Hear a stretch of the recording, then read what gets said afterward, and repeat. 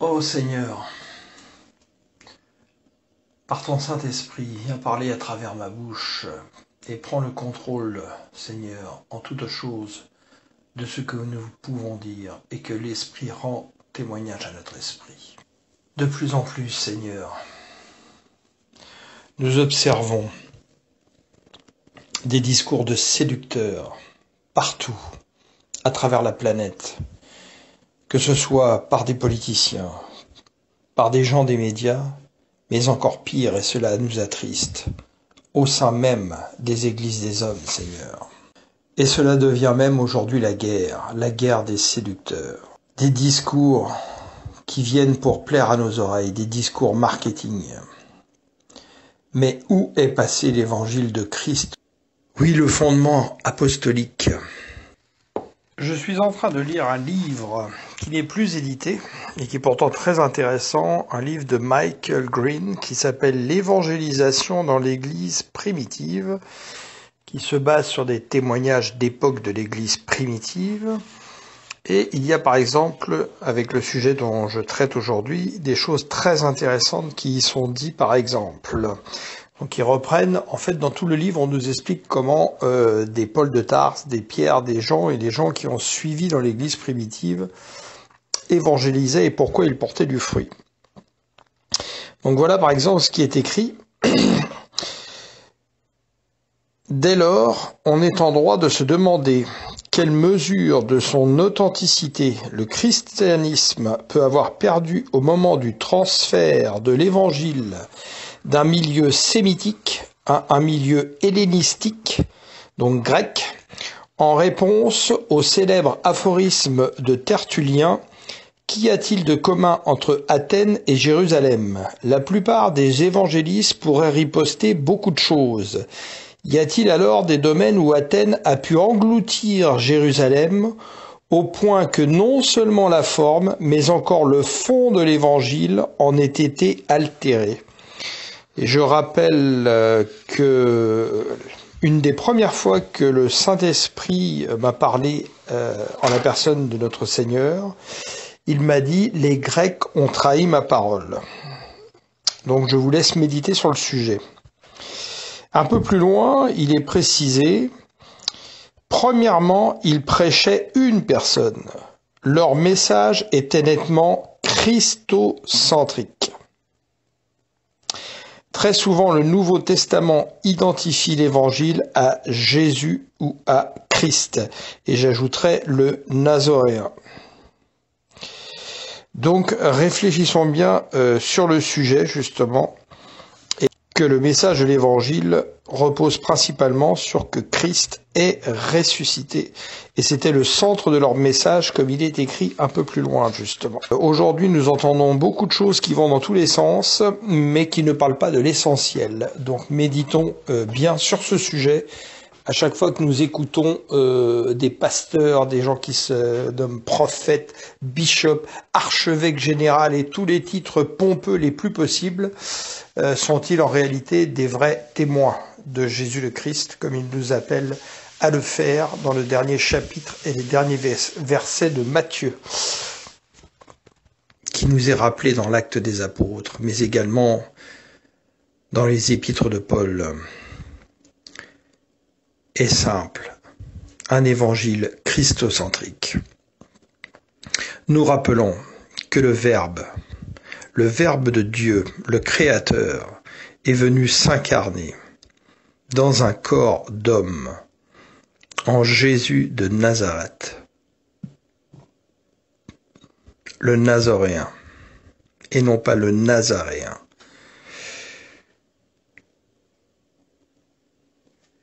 Que la lumière est venue témoigner au milieu des hommes et nous a fait connaître la gloire de Dieu sur le visage de Jésus de Nazareth, qui a été fait Christ.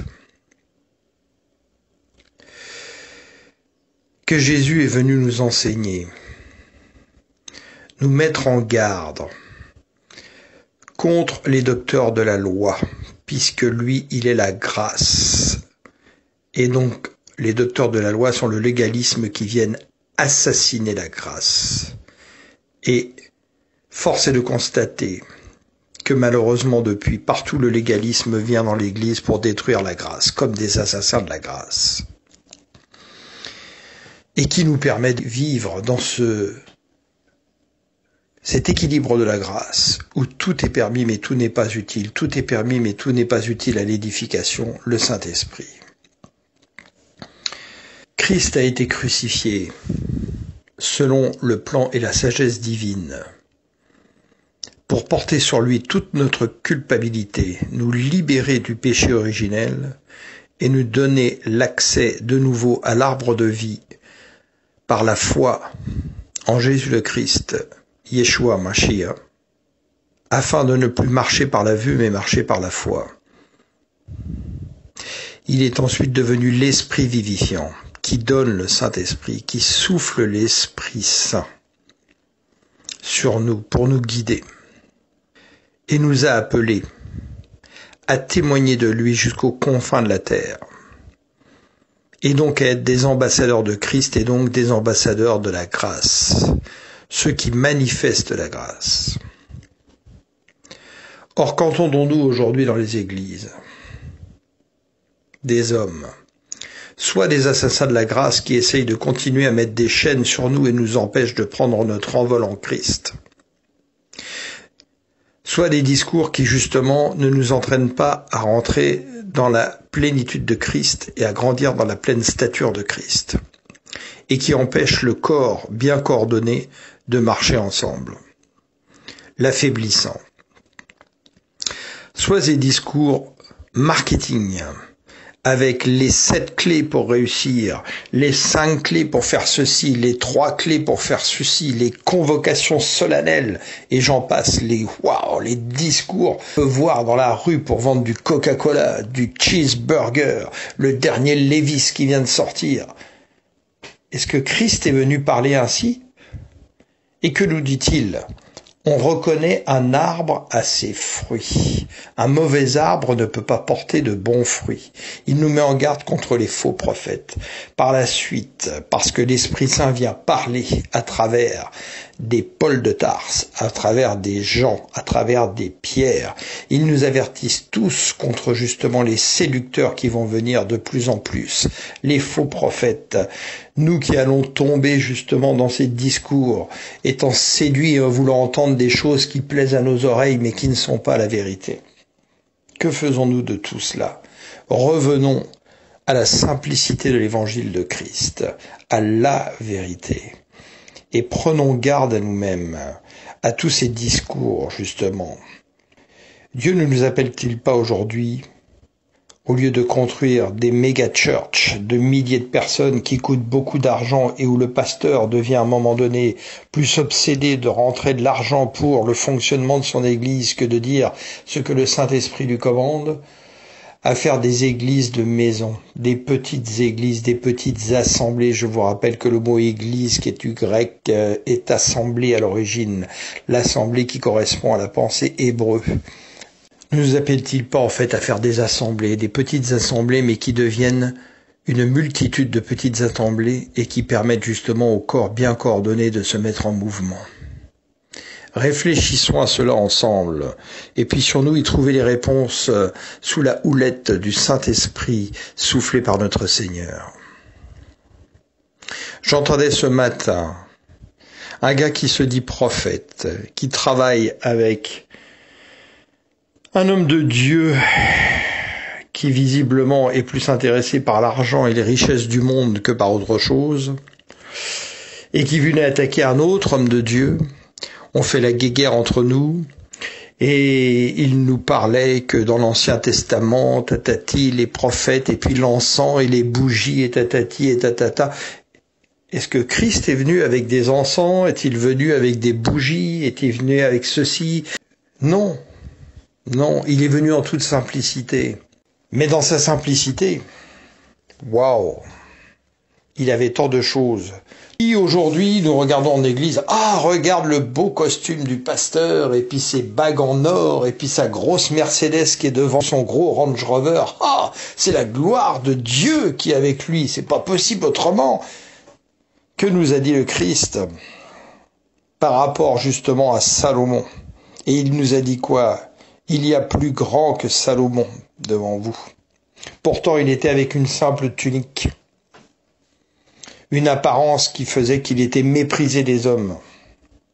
Eh bien moi aujourd'hui je vous le dis, je préfère un pasteur qui viendra avec ses jeans, ses baskets et son t-shirt, mais dont ce qui est dans sa bouche vient du Saint-Esprit et plein de révélations, plein de puissance de Christ, qu'un homme de Dieu qui vient me vendre les richesses du monde avec son beau costume et toutes ses richesses. Si je prends un très grand vin qui vaut 200 € la bouteille, qui a mis du temps pour obtenir cette grandeur, cette maturité, ce parfum qui vient rentrer sur notre palais, sur notre langue.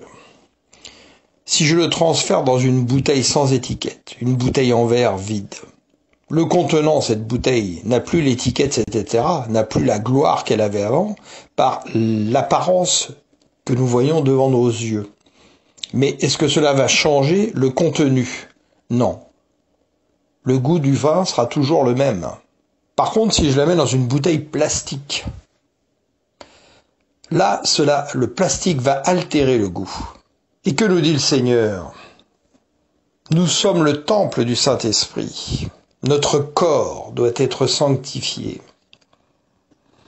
Parce que notre corps abrite quelque chose, un grand contenu, qui nous est soufflé par le Saint-Esprit. Alors faisons attention à ce corps pour qu'il ne soit pas altéré. Soyons des bouteilles en verre qui n'altéreront pas, justement, ce qui est dedans, et non pas des bouteilles plastiques. Je peux mettre une belle étiquette sur la bouteille plastique, mais n'empêche que le plastique va venir altérer le contenu de ce qui est dedans. Apprenons justement à regarder aujourd'hui le contenu plutôt que le contenant, et à savoir si ce qui vient dans la bouche du contenant vient de Dieu ou pas. Est-ce que son discours est christocentrique ou est-il là pour nous vendre des recettes pour réussir dans le monde selon la pensée du monde? Que nous dit l'apôtre Paul? Nous n'avons pas reçu la pensée du monde. L'homme spirituel juge de tout, discerne de tout. Il ne peut être jugé lui-même ni discerné. Parce que nous avons été instruits selon la pensée de Christ, la pensée de l'éternité. Alléluia. Puissions-nous réfléchir à tout ça dans ces moments où nous sentons que dans les temps de la fin, les choses se compliquent, nous marchons sans arrêt au milieu de mensonges médiatiques, de mensonges dans l'église, de mensonges par-ci, de mensonges par-là. Waouh! Si vraiment nous n'apprenons pas à travailler avec le Saint-Esprit, cela va devenir vraiment très compliqué de trouver notre chemin. Alléluia, que le Seigneur vous bénisse abondamment et vraiment qu'il nous renouvelle dans notre intelligence, dans notre sagesse, dans sa connaissance, qu'il illumine les yeux de notre cœur et qu'il nous rende sensibles et vraiment disponibles à l'écoute du Saint-Esprit pour que nous puissions vraiment continuer de témoigner de Christ dans la vérité et mener le bon combat de la foi. Amen.